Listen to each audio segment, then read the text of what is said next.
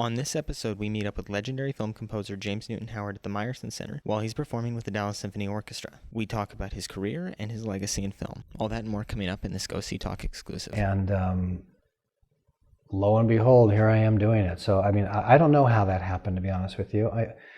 It was just kind of some crazy magical thing, but I feel very lucky.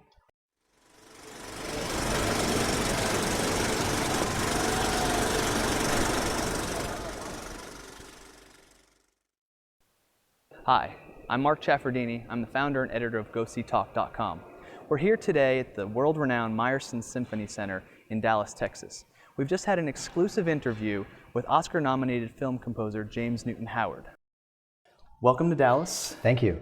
And I guess we'll start with saying, why the Masters of Film? You're very accomplished in your craft. What brought you to Dallas, and what compelled you to do the Masters of Film? Well, you know, I've been asked a number of times to do this kind of a concert, to do a concert of my film music over the last few years, but I'm so busy doing movies that I really didn't take the time to put together enough suites, really, from all the different movies to constitute a full program. The Dallas Symphony is just such a great orchestra, and I've been a fan of that orchestra for a long time. Meyerson, this whole center it's kind of a legendarily great hall. And it just seemed to come at the right time, where I just felt like now was the time. So they asked, and here I am. So, excellent, yeah. Excellent.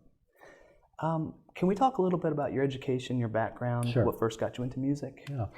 I started piano lessons when I was 4, and I was a classical piano student all the way through high school. I studied at the Music Academy of the West in Santa Barbara for a number of years during my high school years. And then went to USC as a piano performance major, where I actually didn't finish. I dropped out my first year because I wanted to do other things than practice the piano. And as it turned out, it worked out all right. But then most of it has just been sort of making it up as I go along. Wow. Yeah. So you've toured with Elton John. Mm-hmm. And while you had an interest in pop music and rock, what made you transition to film music? Well, you know, I never had intended to do this. When I joined Elton's band, I was in that band for a few years, and then I quit, and I came back to LA, and started doing a lot of session work. One thing I really liked to do, enjoyed doing, was doing orchestrations for records. So I used to do a lot of string arrangements for people. I mean, from Earth, Wind and Fire to Barbra Streisand, to Toto, to, I mean, all kinds of people. And that was really fun, and I had quite a good reputation as a session musician. And one day, my managers, who I was working with at the time, said, you know, there's this little movie that came along. Maybe you want to do it because we think you could be the next Jerry Goldsmith, he always said to me. And I really didn't want to do it. I was frightened of doing it. I didn't know how to do it. I didn't know how to write to picture, didn't know how to write under pressure, didn't know how to figure out how to synchronize. I mean, there's all the things that are intimidating about doing the job were in play with me. And I finally just said, yeah, I'll just do it. What the heck? And it was a tiny little film called Head Office. I think it was in 1984. And I just had the greatest time. It was just so much fun. And I felt like I just had such an understanding, a kind of, not in a self-congratulatory way in any sense, but I just felt very comfortable doing it. So I did that movie, and it was just love at first sight. You know, I fell in love with it, and I've been fortunate enough to keep doing it ever since. So the intrigue and the allure of doing a movie that, you know, something 90 minutes or so, did you find that more or less difficult than channeling your efforts into a 3-minute track, a 5-minute track? Oh, it was tremendously challenging. I mean, fortunately, I didn't start off doing 90-minute scores. You know, I started off doing a lot of very small electronic scores in the beginning. I don't think I did a full-on orchestral score until 1986, when I did Everybody's All-American, which is one of my first ones. But no, I found it, you know, I had played keyboards for Jerry Goldsmith on The Twilight Zone. Oh, really? Okay. And that was a real mind-opening experience for me.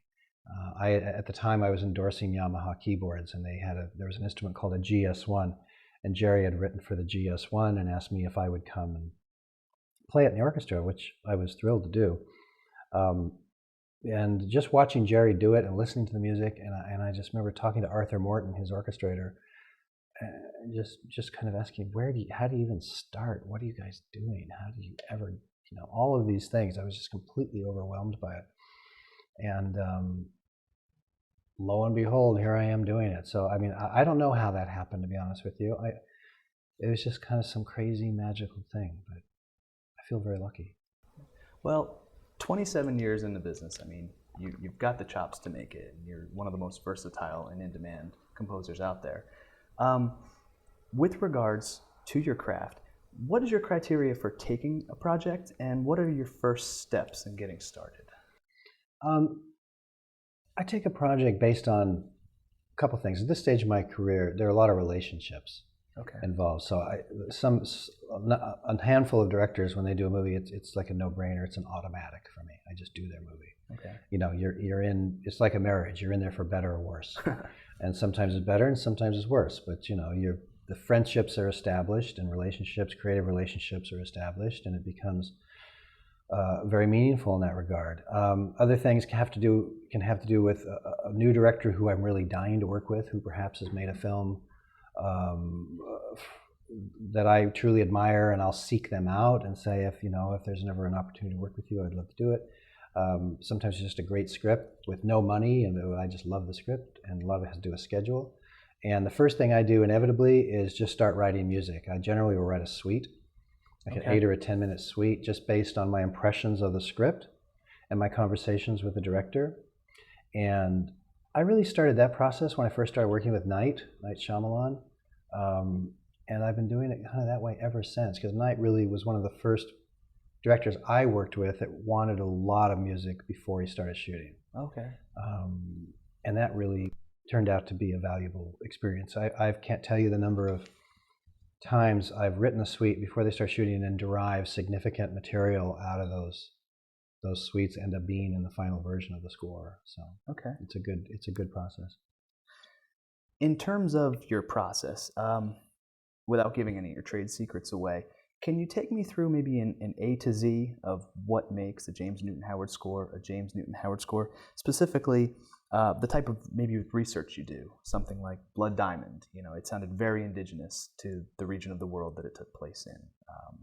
Atlantis. No one's been to Atlantis, but you made a fantastic score for that. What's your research like? Well, as a film composer, you never have any time to do really that much. It's always kind of like Cliff Notes research. You take whatever shortcut you can take. I mean, in the case of Blood Diamond, that is a musical genre that I was familiar with and enthusiastic about. And somehow or another, it just, it's funny. You don't want to make a travel log, because I really don't. I think that's a mistake when composers, you're in Africa and all of a sudden you have this African music and a lot of and kalimbas and things like that. But at the same time, you need to address the sense of place. So it's a fine line of making the music credible without making it feel like, oh, we're in a some kind of a travel log. So the whole idea of Yusu Endure was what really, to me, took the score and made it somehow transcend any sense of place, because he's so amazing. When he sang over it, all of a sudden, yes, it was about Africa, but it was just about humanity.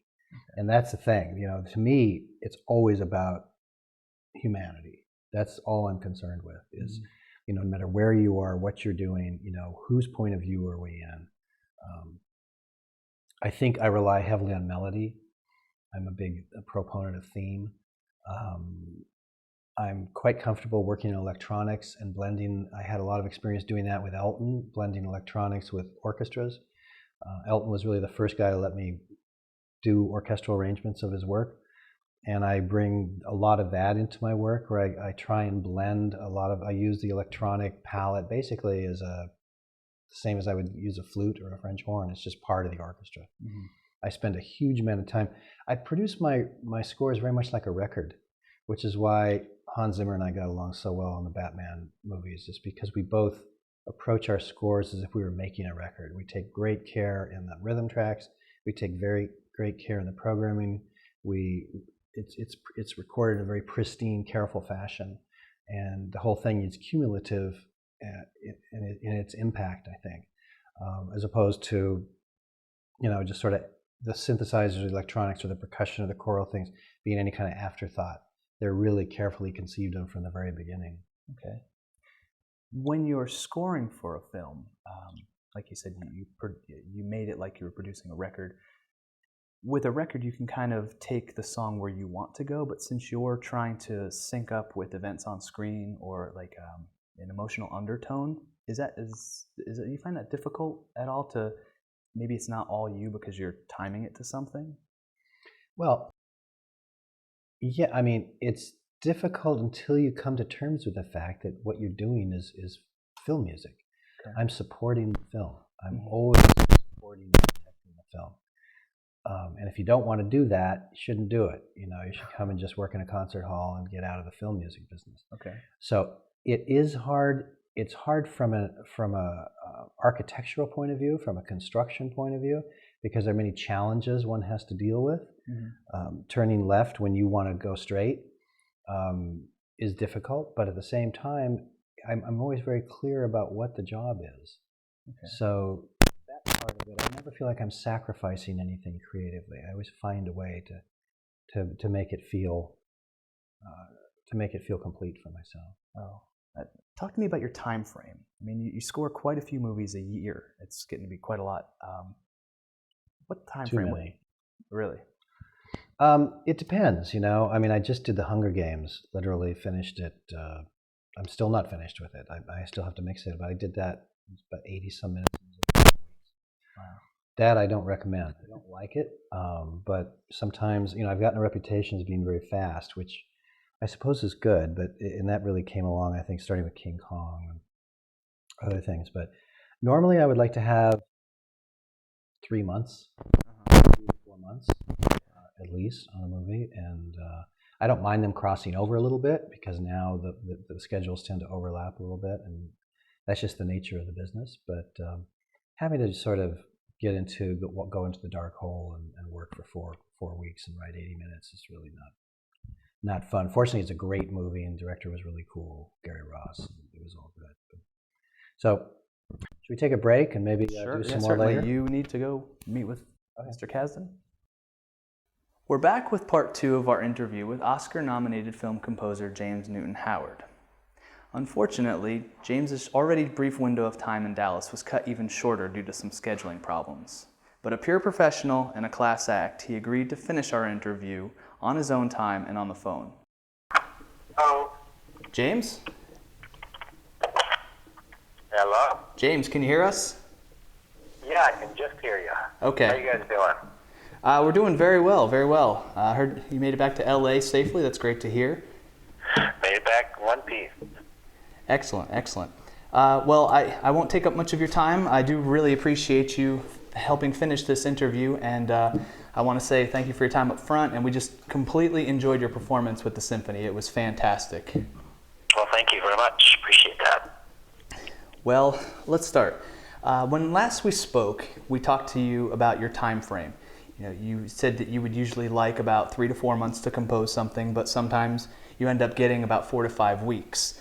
Now let's say you take a project. How do you approach composing an original story like The Village versus composing something with an existing fan base like The Hunger Games or the novel Water for Elephants?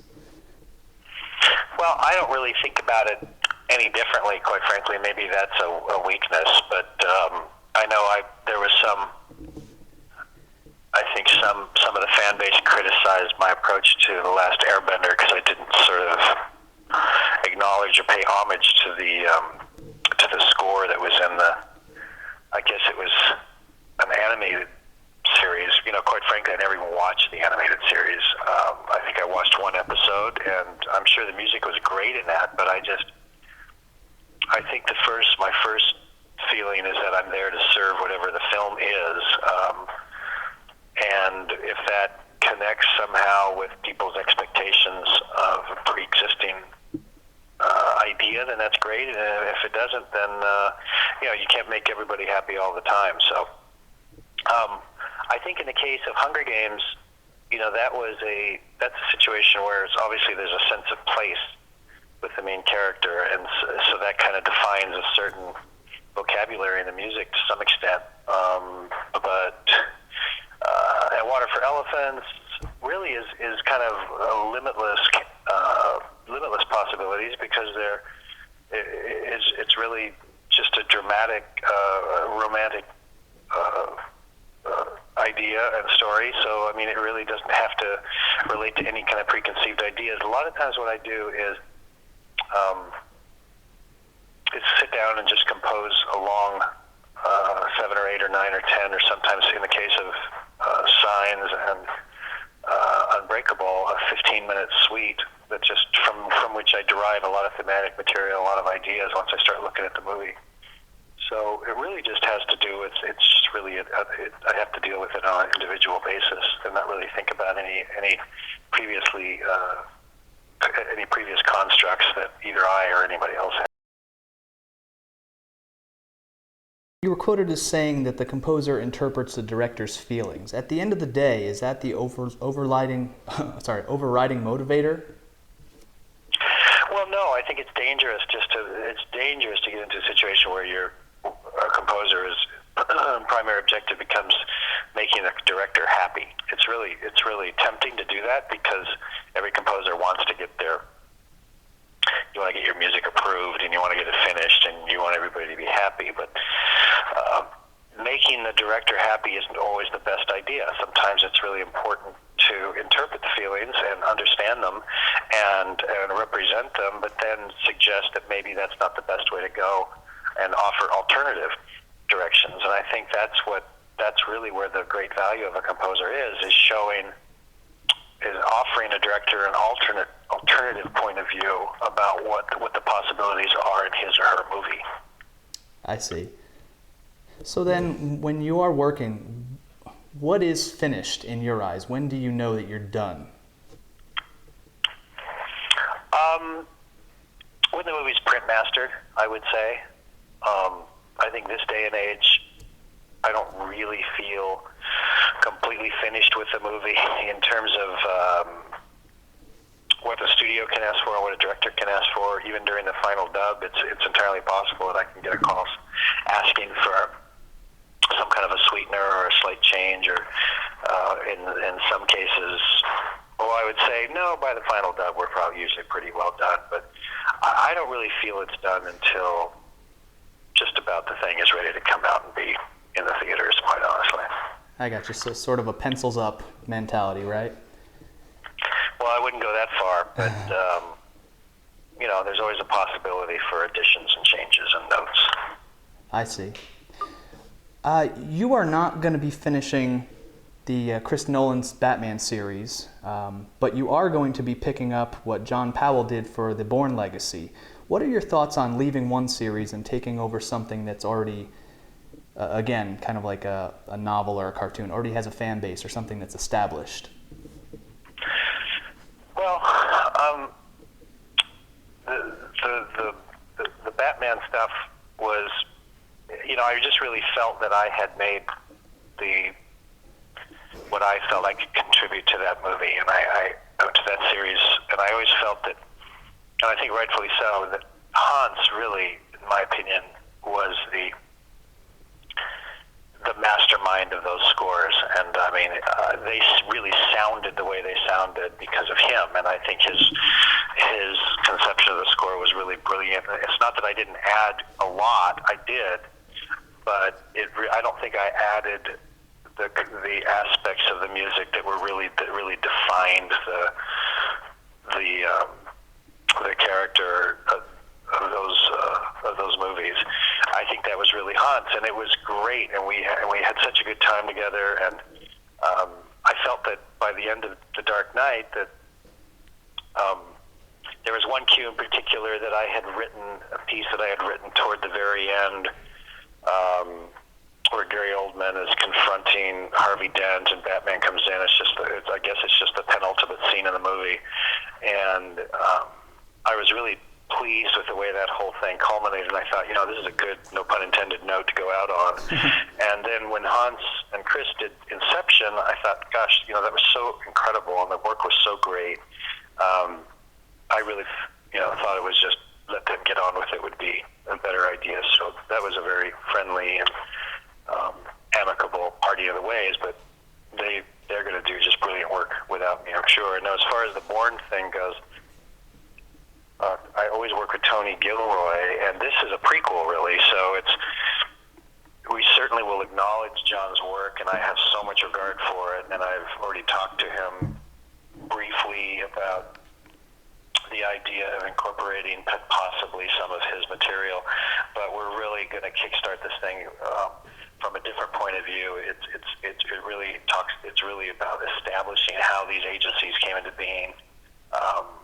A lot of different aspects of the movie of the story that have not been covered in the other films. So it's I'm looking at it basically as starting over and kind of not reinventing, but it's a different. We're putting our own stamp on it. I just think it's an opportunity for a whole new approach to the story, with a possible occasional acknowledgement to existing material. Okay, that makes a lot of sense. Well, as accomplished as you are in your field and the work that you've done, how do you define success? And are you still challenged? Oh, I'm incredibly challenged. Yeah, I mean, how do I define success? I don't know. That's a long existential conversation. I guess if you're talking about professional success is when you can make a living doing what you love to do. And I've been doing that for a long time, 40 years, I guess. But I feel every time I do a movie, I'm very challenged. I think most people feel, our stock and trade is an intangible, and it's a very daring thing to do, to sort of sign on to delivering a score in 4 or 5 weeks to one of the most anticipated movies of the year, and not have any idea what you're going to write, and just presume you're going to come up with it. And so that in itself is challenging and intimidating. Music is infinitely challenging and intimidating. 1,000 lifetimes and music would remain challenging and intimidating. So if one ever stops feeling challenged, I think it's time to retire. I think then you've entered the realm of hackdom at that point. So yeah, no, I'm constantly challenged, and I learned a long time ago to accept fear of failure, or just fear in general, as just a constant companion, and not something that is overwhelmingly intimidating or renders you not effective. But it is something that's going to be in your life if you're an artist and you're trying to do something, trying to do the best job you can do every time you do it, which is what I do. Well, I think that you're, as a musician, I think that you're an inspiration to people either in the industry or even people like myself who have no musical background. What kind of advice do you have for somebody who's maybe starting out, or if you could also tell us maybe what's the best advice you received?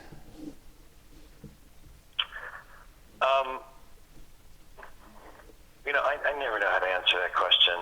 What's the best advice? I've always believed that if someone is truly gifted, that they will rise to the top, that it will get noticed. Now, that doesn't mean that a lot of people that aren't that gifted don't get noticed, too. They do. But I think that the most talented people that I've encountered have succeeded or are in the process of succeeding, and I think will succeed. So I would say my best advice is to, I guess, copy the people that are the best, that are the greatest in the beginning, and see how they did it, and then that process eventually becomes one owns that process at a certain point. I remember, Jerry Goldsmith was my hero for years and years and years, and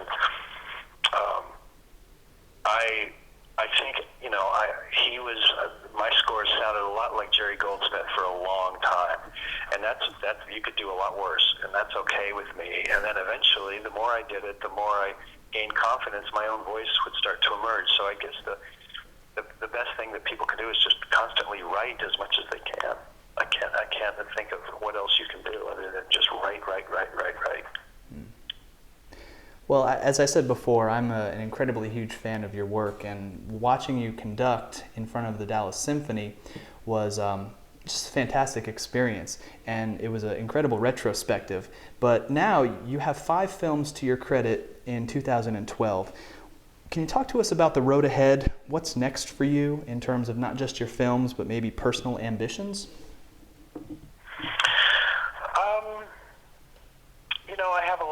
There are a lot of people interested in me writing concert music, and I'm interested in doing that too. Right now, I've got so many interesting film projects in front of me that's keeping my interest at the moment. I suppose if I had to look really long term, what I would think about doing is maybe working like crazy until the middle of 2013, and then maybe taking 6 months or a year off. That's what I'm thinking anyway. As people tend to be their own harshest critic, what kind of personal criticisms do you find in yourself, and what do you find yourself maybe looking to improve?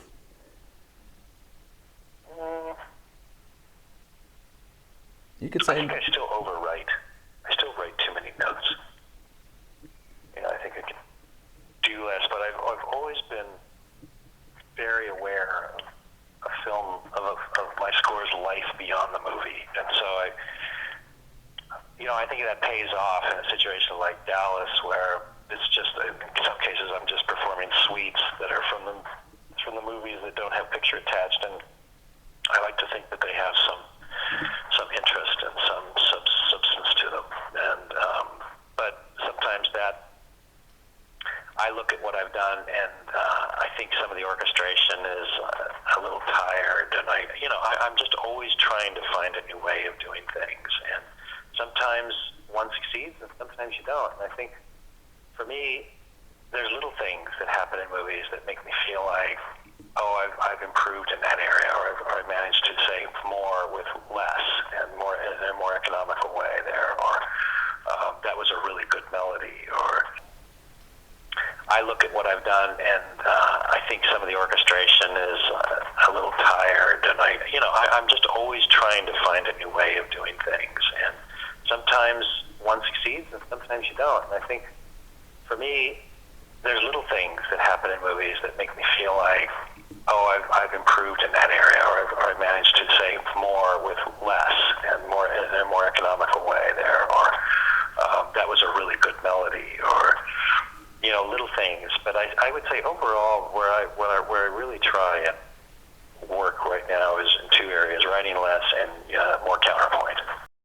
You've accomplished so much, and with your years in the industry, with respect to what you've already done, do you have a desire to revisit anything, or if you had a chance, because sequels, prequels, and reboots happen all the time? Do you have a desire to maybe go back and say, "Gosh, I love that. I'd like to explore that or refine it"?